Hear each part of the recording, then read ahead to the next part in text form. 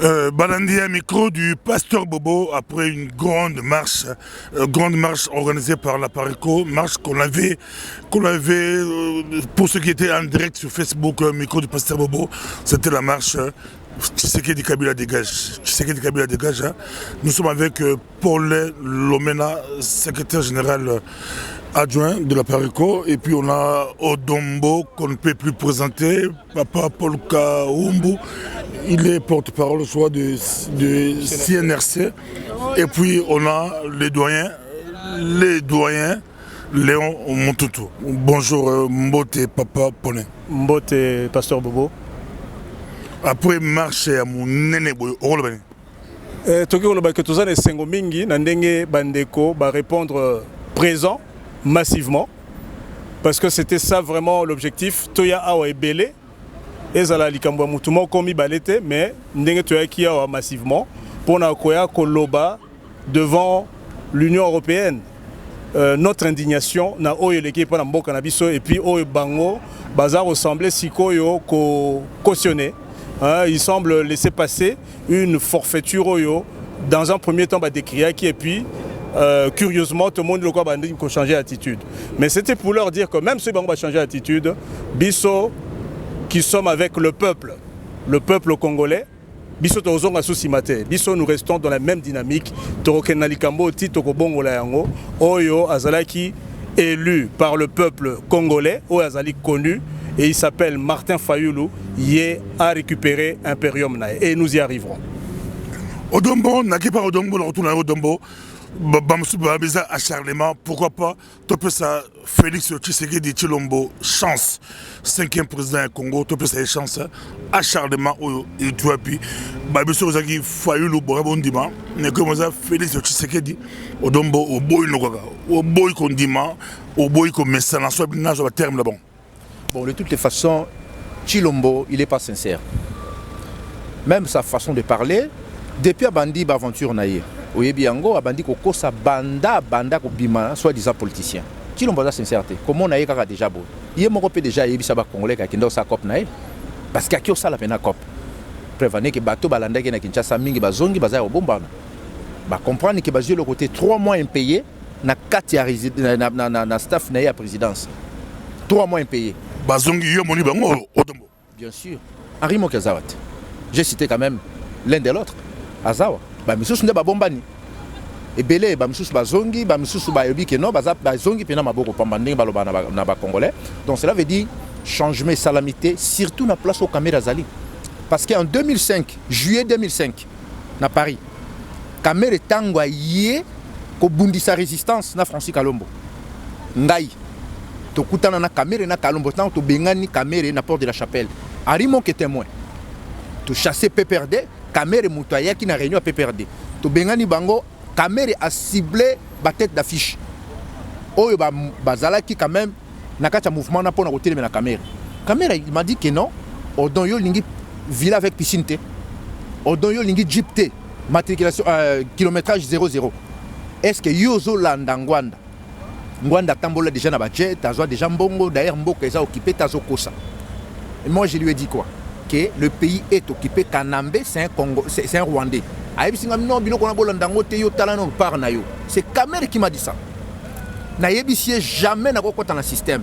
Kamere a dit Soko Boyi, yeba que jour au Lukango ta porte est fermée parce que pouvoir n'a dit ce qu'on met là. C'est Kamere qui m'a dit ça. Francis Kalombo témoin.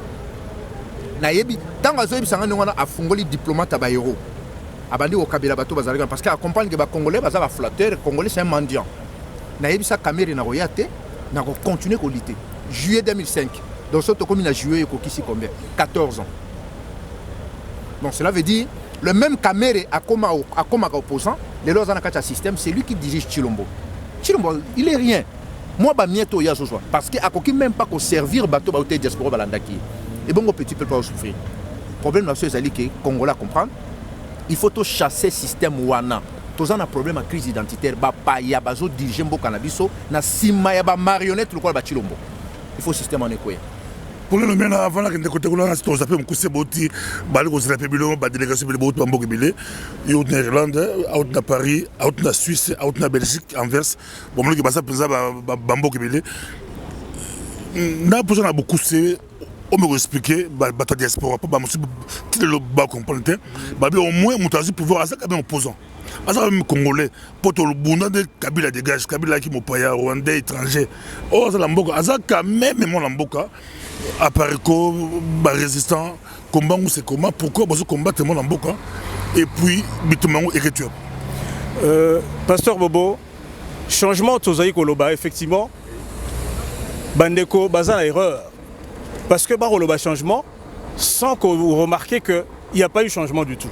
Changement est comme changement est longi et lui qu'il y a eu quelque chose de changé. Biso changement tolobela c'est un changement de système. Il ne s'agit pas kaka ya kolongola le système Kabila le Kabila Yemoko en tant que personne mais le système qui est implanté. Oh et au ça là que même celui Kabila entre guillemets hein, Kanambe Hippolyte Yemoko même si il disparaissait mais que Batunae pe batikaliwana o bazali au continuer à incarner son système bango pe bakende. Or ces gens-là ne sont pas partis. Kabila les lots bazo bengel sous le la président en exercice a commis président sorti parce qu'il n'est pas sortant, il est sorti. Voilà. Donc il est relégué au passé et Makamuna c'est Silino. Nous constatons curieusement et d'ailleurs malheureusement pour nous le Congo que il est toujours présent parce que il est présent en Félix Tshilombo. Le problème, il est là. Donc, Kabila, à Latissi et Longinae, masque. Ce masque-là, il est aux Félix. Donc, il n'y a pas eu ce changement au peuple là. Et le peuple n'est pas floué, c'est ça. Objet, il y a satisfaction parce que je sais que le peuple n'a pas baissé les bras parce que le peuple a tout de suite compris que non. Mais ils ne nous auront pas, heureusement. Le peuple reste debout et le peuple reste motivé pour un changement concret. En la personne, il y a Martin Fayoulou au Yaponaki, parce que lui, rien qu'à suivre les discours qui sont tenus, même pendant la campagne électorale, on voyait qui disait quoi, qui allait faire quoi une fois élu. Tout le monde a qu'avec Fayoulou, ce changement radical, c'est-à-dire la coupure avec le passé, allait s'opérer. C'est-à-dire qu'avec Fayoulou, aujourd'hui, on ne parlerait plus dans Makambo. Oh, il y a au Salema, il y a corruption, il y a Makambo ou la territoriale, par exemple, qu'on se retrouve avec ceux qui plus de 20 postes sur les 26 il y a la province, et la gouverneur de la mouvance Kabila. Avec lui, on n'aurait pas vu des choses comme ça. Avec lui, on n'aurait pas vu ce qui vient de se passer. Avec une fois de plus, député nommé à l'Assemblée nationale. Avec plus de 350, c'est-à-dire ils sont confectionnés une majorité confortable pour que à devoir composer avec les autres partis. Donc, on va décider les caras comme une lettre à la poste. Tout ça est ali. Le résultat est du fait qu'il n'y a pas eu ce changement qu'on attendait après ces élections. Merci beaucoup, Papa Paul Kaombo, haute na Suisse, aux la terrain, porte-parole Conseil national de la résistance congolaise. Coordonnateur, il y a Robert Mbelo. Le porte-parole, c'est Robert Mbelo. Coordonnateur, oui. Mais cordon, dans votre cordon, tout le monde dit synergie, beaucoup de leaders appel lancé par la Pareco, appuyé par Martin Fayoulou, tout le monde dit leader rebelle, mouvement rebelle, au col banu eza tout le monde dit moi rebelle qui est là, tout bien on les apporte et pour moi. D'abord, avant de répondre à la question, on a rebondir un peu sur question posée nani leki nangayo nani Odombo tout à l'heure que bazaki koluka congolais à Kambamboka sikoyo Félix Yewana je crois passer Bobo il faut yo ali mo pandisa ngomoni ba ebio très bien il faut à côté il y a langage autour na ya ba résistance c'est-à-dire quoi c'est-à-dire ceci que les lois ceux qui moi na triché na classe na baninga. Hein?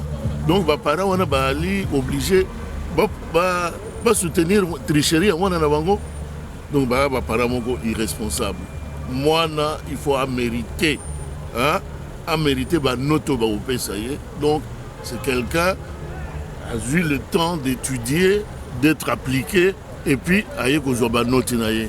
Mais moi, non, ya sali musala mon côté na classe. Asali aïe a triché, bino bo couvrir et yali mabe. Likamoyo lobby et les cas on a qu'à France. La France a eu aussi un Français pendant l'occupation qui s'appelait maréchal Philippe Pétain. Oh, il y a comme ça qui France Tangwana, physiquement, c'était Pétain. C'était pas un Allemand. Hein? Physiquement, c'était un Français. Mais c'est l'Allemagne, hein, qui dictait tout. Et Pétain exécuté. Et c'est là la justification déjà, il y a qui s'appelle que la résistance doit exister lorsque Mboganabino est occupé par les étrangers. Til Lelo, Mboganabino est toujours occupé, mais voilà un enfant du Congo, hein, qui redonne les béquilles na bateau tolinga ki tosile na bango kala sikoyo yenda ye kopesa bango lisusu ba béquilles ba telemi. Bon, lelo Toyawa appelle ya Apareko et Yokani.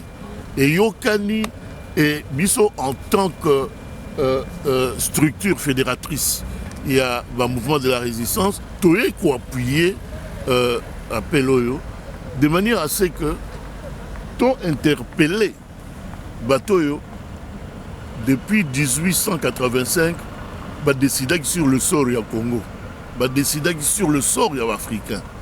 Mais Sorwana c'était quoi? Esclavagisme, travaux forcés, colonisation et tout ça. Landani les lots sous la colonisation, il y a Batumwind. Donc c'est-à-dire oyo baye na mboka na biso na plan moko ya ko balkaniser yango basa la extension ya empire na bango tuti ima. Donc voilà pourquoi. Merci beaucoup. Oui, je vois tes embouquets toi aussi sa vidéo. Oui. Mais papa, toi pour ça 2 minutes. Hein. Oui. Comme ça, papa Paulin Lomena a sur sa vidéo un message. Na peso micro 2 minutes. Tout le monde il de peste bazo bunda, bachette bimi, bange bimi, yoza cadre, moko bafo, bato babanda il de peste. Qu'est-ce qui se passe-t-il là? Et puis on le banni quel message on lancer pour la marche de l'eau. Moka moté. Wana ezali UDPS oya biso ya ba fondamentaux te. Tant que tozali komi benga fondamentaux, toyebitina UDPS de valeur. Toyebitina tozali ba gardien du temple, les véritables.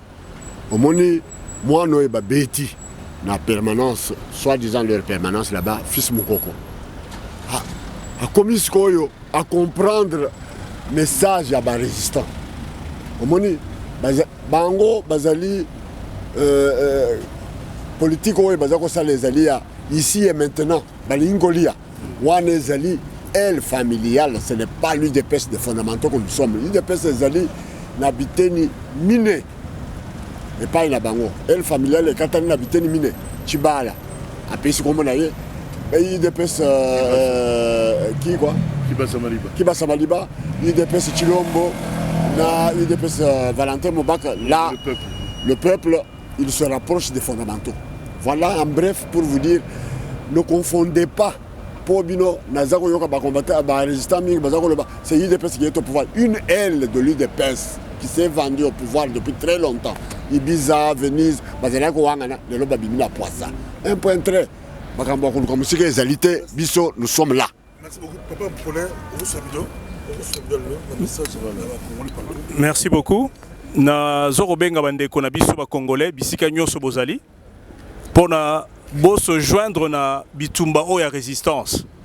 Vous voyez, nous sommes ici avec coordonnateur il y a CNRC. CNRC zali mouvement muneno za rassembler tous les résistants congolais. Ngai lingomba onazana ngona kati na bundela ka pareko ezali na kati ya CNRC.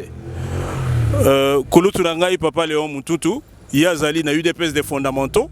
Awa bundela mboka azali membre ya CNRC. Ndeko Dombo azalaki awa azali peko bundela mboka lingombo na epe azali na kati ya CNRC et bien d'autres encore. Donc le temps a sonné pour que bo zalana kati boya kokota bo rejoindre mouvement Oyo tozali awa.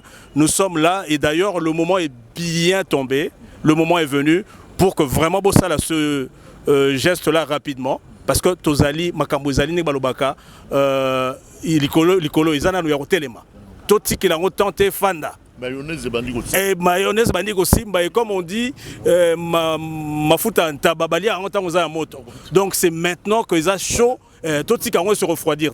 Voilà. Vous savez, nous avons décidé y a coupé ça un soutien, un appui vraiment déterminé et déterminant. Nandeko nabiso Martin Fayoulou Oyo Binonyo Soboyebi que à Longaki Maponami Oyo il y a le 30 décembre ya Mboule Uti Koleka et que basalié Zunguluke pour Nababo Tolaï Kibokonzi, mais ça ne passera pas. Nous l'avions dit et nous le répétons et aujourd'hui au bazar redouté et Baroti Kalawana ils seront les témoins au Touzakoloba.